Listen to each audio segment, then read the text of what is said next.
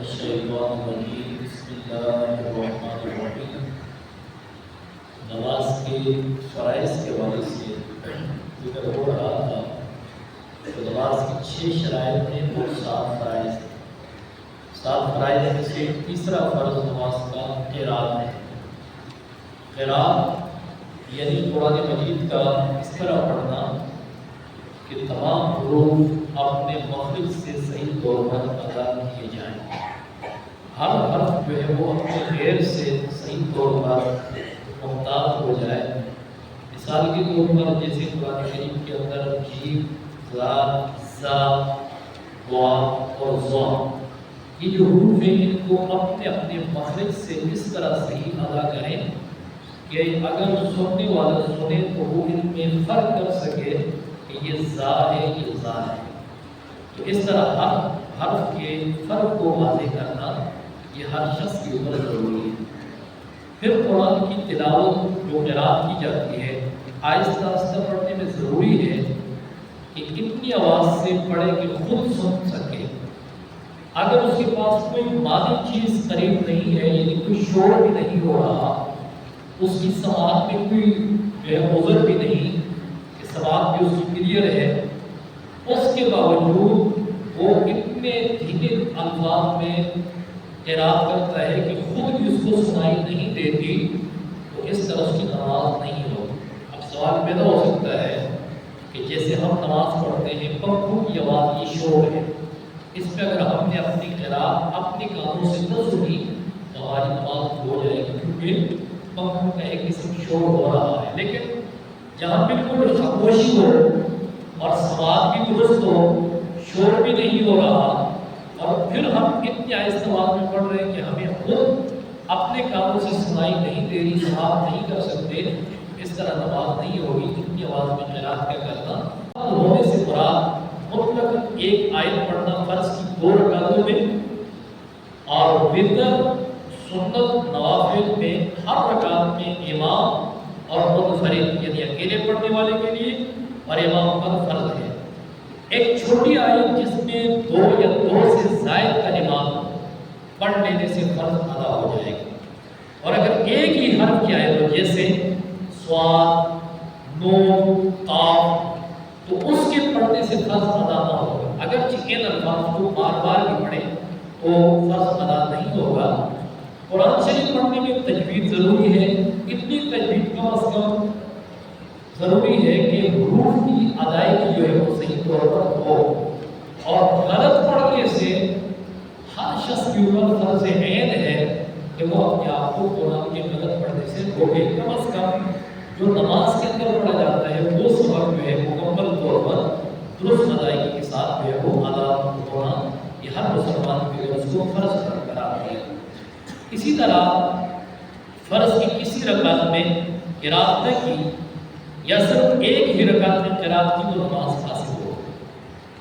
فرض کی کسی رکعت میں قرات نہ کی یا ایک رکعت میں قرات کی، اس طرح نماز نہیں ہوگی، کیونکہ قرات کا کرنا یہ فرض میں سے ہے۔ سورۃ فاتحہ پوری پڑھنا یعنی اس کی 7 آیتیں مستقل پڑھنا یہ واجب ہے، اور سورۃ فاتحہ میں اگر ایک آیت بلکہ ایک لفظ بھی اگر ترک کر دیا تو ترک واجب ہوا، سجدہ سہو کرنا واجب ہو گیا۔ سورۃ فاتحہ پڑھنے میں اگر ایک لفظ بھی بھولے سے اگر رہ جائے تو اس پر وہ سجدہ سہو کرے گا۔ الحمدللہ سورۃ فاتحہ کے ساتھ سورت جو ملائی جاتی ہے یہ بھی واجب ہے۔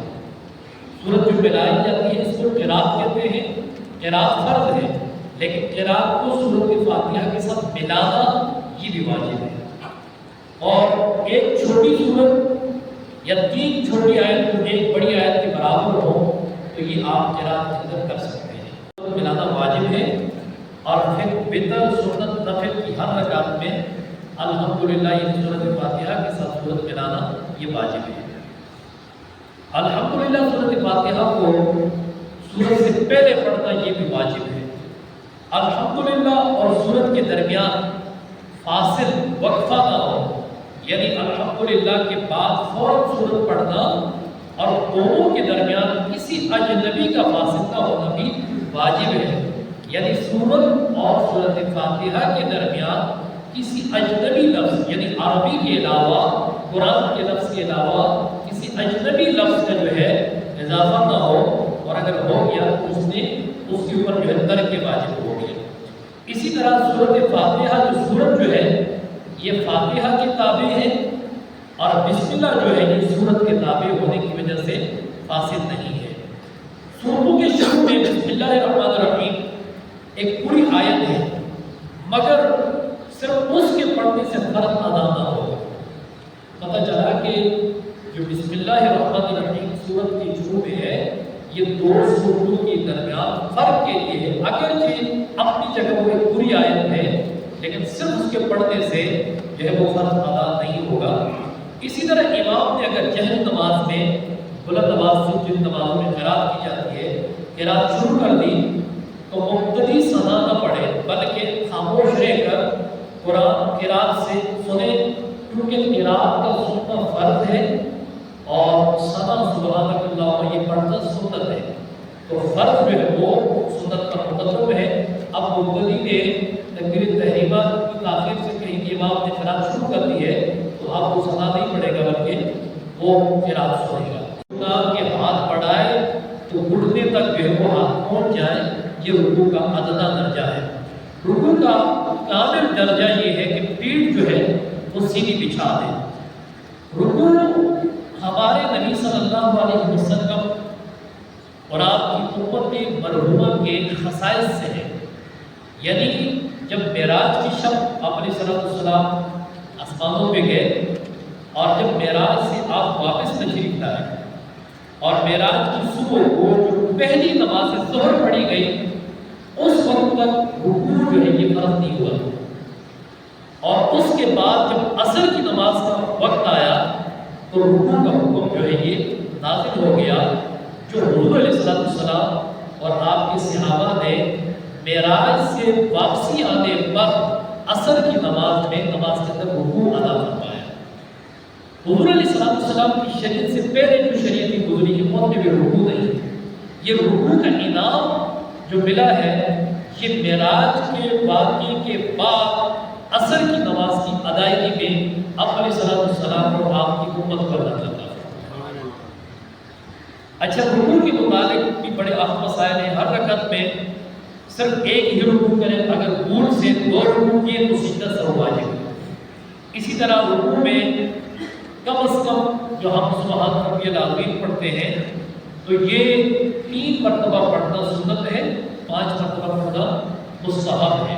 اگر 3 مرتبہ نہیں پڑھیں گے تو سنت ادا نہیں ہوگی، بلکہ فرض ادا ہو جائے گا لیکن سنت جو ہے وہ ادا نہیں ہوگی۔ اسی طرح